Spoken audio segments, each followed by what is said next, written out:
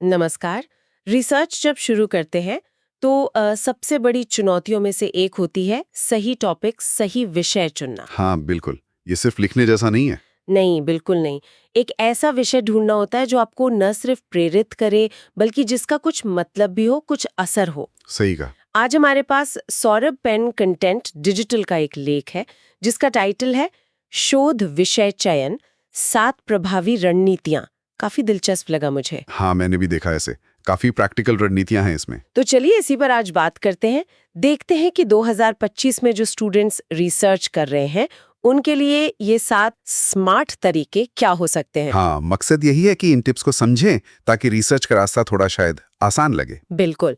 तो पहली रणनीति जो लेख बताता है, और ये मुझे बहुत सही लगी, वो है अपनी जिज्ञासा, अपनी क्यूरियोसिटी के पीछे जाना। हाँ, मतलब ऐसे सवाल पूछना जिनमें वाकई मजा आए आपको।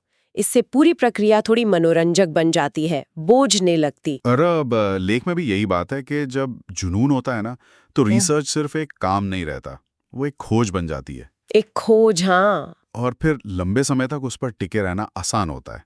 मुश्किलों में भी आप रास्ता निकाल लेते हैं। सही बात है, लेकिन सिर्फ मजा आना काफी है क्या?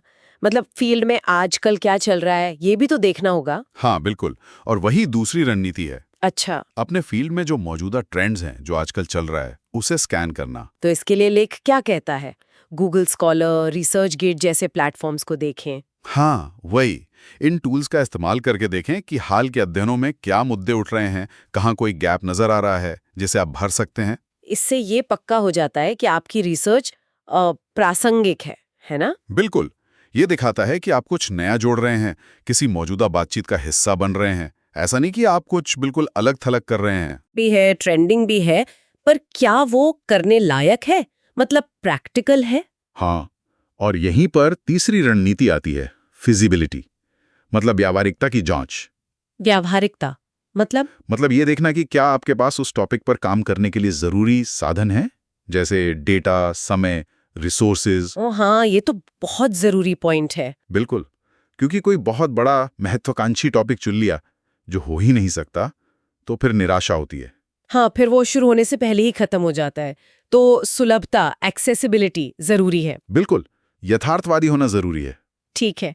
अब टॉपिक मिल गया, प्रैक्टिकल भी लग रहा है, तो अगला कदम, लेख कहता है उसे संकुचित करो, नैरो डाउन करो। हाँ, ये चौथा पॉइंट है। क्योंकि बहुत चौड़ा व्यापक विषय लेंगे तो रिसर्च कमजोर रह जाती है अक्सर। जैसे उदाहरण भी दिया है लेख में, सोशल मीडिया। हम्म ये तो बहुत बड़ा है। बहुत बड़ा। इसकी बजाय कुछ स्पेसिफिक, जैसे कॉलेज छात्रों की पढ़ाई पर इंस्टाग्राम का क्या असर पड़ता है, बिल्कुल। ये ज्यादा बेहतर है। इससे फोकस बनता है ना? हाँ, फोकस एकदम साफ हो जाता है, तर्क मजबूत होते हैं और आप भटकते नहीं हैं, गहराई में जा पाते हैं। सही बात है। अच्छा, इस पूरी प्रक्रिया में क्या अकेले ही जूझना है या किसी से मदद ले सकते हैं? नहीं, बिल्कुल नहीं। पांचवा तरीका यही है, अपने मेंटर्स या सलाहकारों से बात करें। प्रोफेसरों से या इंडस्ट्री में जो लोग काम कर रहे हैं उनसे? हाँ, उनसे अपने आइडियाज डिस्कस करें। वो अक्सर ऐसा मार्गदर्शन दे सकते हैं या कोई ऐसा पहलू बता सकते हैं जो आपने सोचा ही ना हो। बाहर की नज़र, एक फ्रेश पर्सपेक्टिव मिलना बहुत ज़रूरी है। बिल्कुल। अनुभवी लोग अक्सर वो संभावित दिक्कतें या अवसर देख लेते हैं जो हमसे छूट जाते हैं। ये तो बहुत काम की सलाह है। अब छठी रणनीति पर आते हैं। ये थोड़ी आगे की सोचने वाली बात है। भविष्य में इस रिसर्च का क्या इस्तेमाल होगा? हाँ, ये स्ट्रेटेजिक थिंकिंग है। क्या ये टॉपिक आगे करियर में या हायर स्टडीज में या पब्लिकेशंस में काम आएगा? तो मतलब रिसर्च सिर्फ एक अकादमिक काम न रह जाए। हाँ, वो उससे आगे बढ़कर आपके भविष्य के लिए एक तरह का निवेश बन जाए। सही टॉपिक चुनना आगे के कई दरवाजे खोल सकता है। बिल्कुल। और अब आते हैं आखिरी 7वें पॉइंट पर। टॉपिक को ओरिजिनल तो बनाना है। पर इतना भी अजीब या अनोखा नहीं कि किसी की समझ में ही ना आए। हाँ, मौलिकता जरूरी है, पर लेख कहता है प्रासंगिकता भी उतनी ही जरूरी है। इसमें एक संतुलन बनाना होता है। शायद किसी आम विषय को नए नजरिए से देखें, या फिर दो अलग-अलग फील्ड्स के आइडियाज को मिलाकर कुछ नया बनाएं। हाँ, ये अच्छे तरीके हैं।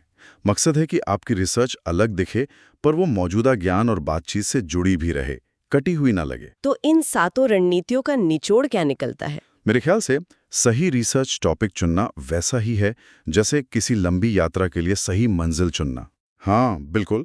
उसे साफ होना चाहिए, प्रासंगिक होना चाहिए और ऐसा जिसे आप व्यक्तिगत तौर पर जुड़ सकें।